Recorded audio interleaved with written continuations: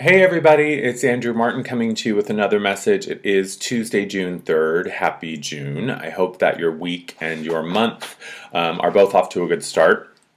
It's early here in Seattle. I've been up for a while. I've had my coffee and I'm fully caffeinated and ready to take on the day. I just wanted to share with you a quick thought that I had and something that came to me this morning when I was just sitting doing my, morning coffee session on the couch, just sitting with my coffee and talking with myself and just, kind of letting the day start and seeing if there was anything that, grabbed my attention or anything that seemed to be coming to the forefront.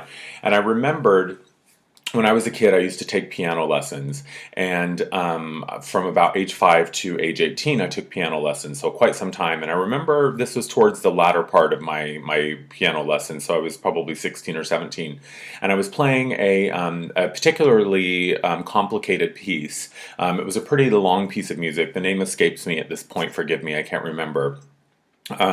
But there was one section that was really, really fun to play. It was really flashy and it was really, really exciting, and there was lots of fancy, challenging, notes to play. And it was a real challenge for me to play this part, and it was really exciting. And I really loved playing this part of the music. And I used to practice that part over and over and over and over and over because it was so challenging, but also because it was so much fun to play. And there were other parts of the music, obviously, and they weren't as exciting. They were a little more subdued. They felt a little bit more mundane. They didn't feel quite as exciting to me, so I didn't bother to practice them as much.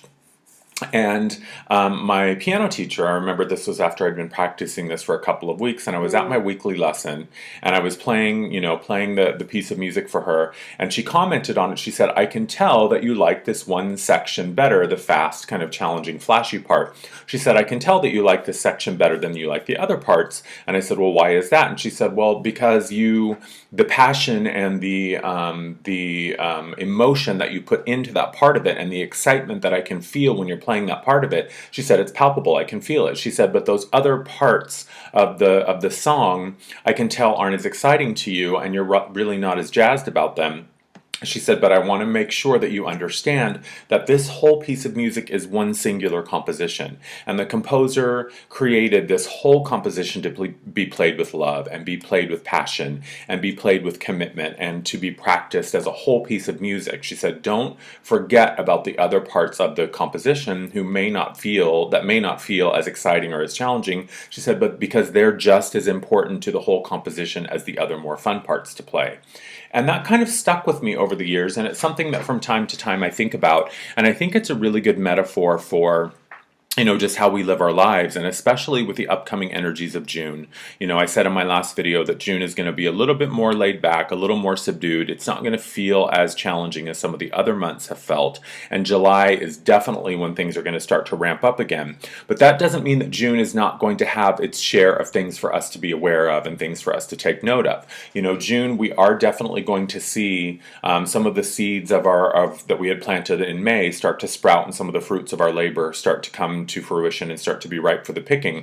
So there will be action in June. June is certainly not a month to just sit back and do nothing. But I think what's more important is for us to begin to look at ourselves in a very complete, holistic way, and to understand that just like that piece of music, there are going to be aspects of ourselves that are more exciting, more fun, more comfortable, more easy to live in and to be in and to express than other parts. There are parts of our personality and parts of who we are that may feel a little less exciting, that might feel a little bit more mundane, or that feel even challenging and kind of fill us with anxiety and make us a little uncomfortable about living in and being in and expressing. But I think the trick is to understand that all of the aspects of who we are deserve our unconditional love, our unconditional acceptance, and our unconditional acknowledgement. And the trick is to see ourselves as this expanded, full, holistic version of really who we are, and to understand that these individual aspects that come up within us either just need to be acknowledged so they can be released, or acknowledged so they can be integrated. And in each moment we have the opportunity, and we will always know when something comes up, we can always look at it, acknowledge it, bless it, and then know that all right, I'm ready to let this story go, or no, this is a really exciting new aspect, this is an exciting new idea, and I want to integrate this, and I want to let this sit sit within me and kind of come to fruition, so to speak, and to really understand that each part of who we are needs our time and attention. Each part of who we are needs our acknowledgement and our acceptance and our love. And then once we've acknowledged it and accepted it, then we will know what to do with it, and whether that is to release it so that we can move on because that aspect or that idea is outdated and no longer serves us, or that aspect or that idea of who we are, that part of who we are, is sort of a new aspect that we've recently uncovered and is exciting, and we want to continue to carry it with us on our journey. Because that's what these energies are all about. This is something that I've spoken about in several of my videos, and a lot of the Lighted One messages have spoken about this as well.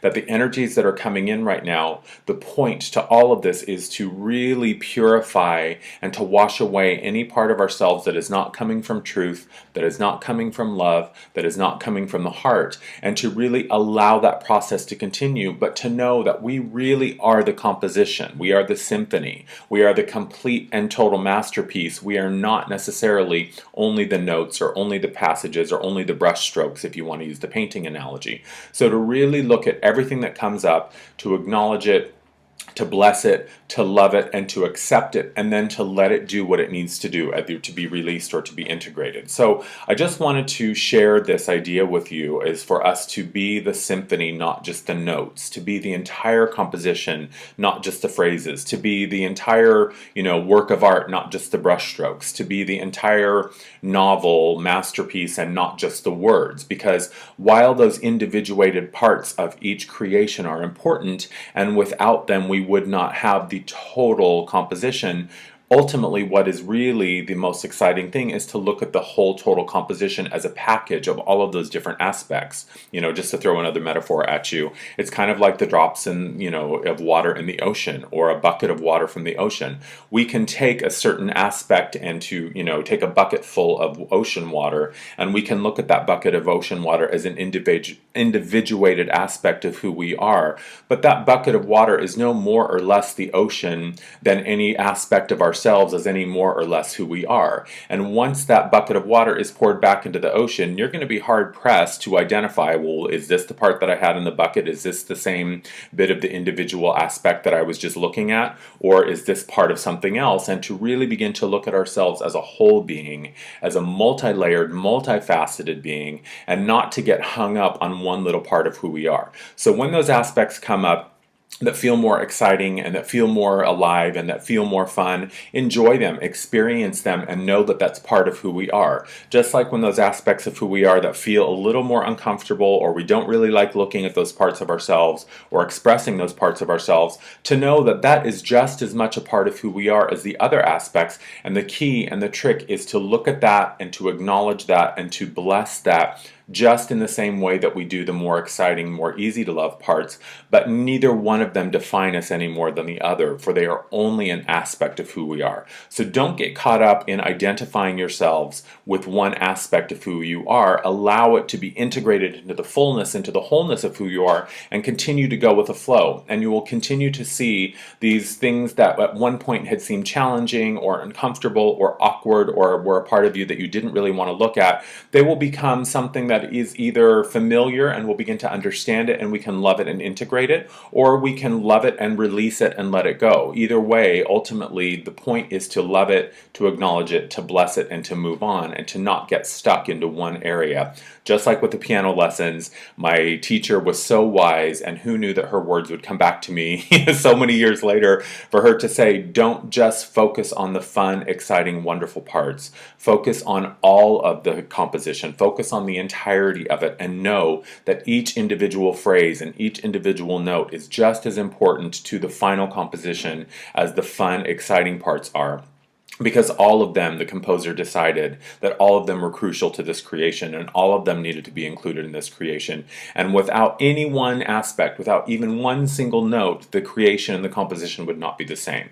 So love all of the parts of who you are, accept all of the parts of who you are, and then decide if you want to move on from it and release it, or if you want to take it with you on the next leg of your journey. So that's just kind of an update for June, but also I think a really good way for us to begin to look at ourselves as this energy comes in in and continues to highlight and continues to reveal different aspects of who we are. And it's important to look at them all with the same loving, compassionate, unconditional acceptance, and to know that sometimes it's just a blip on the radar, and sometimes it's a new aspect of who we are, and sometimes it's an old part of who we are that we thought we had cleared and released that still needs a little more time and attention and love, and we can, continue to love it and to bless it and to sit with it and to let it go when it's ready to go, but to know that none of them define us any more than we allow them to, that they're all just a different aspect of who we are.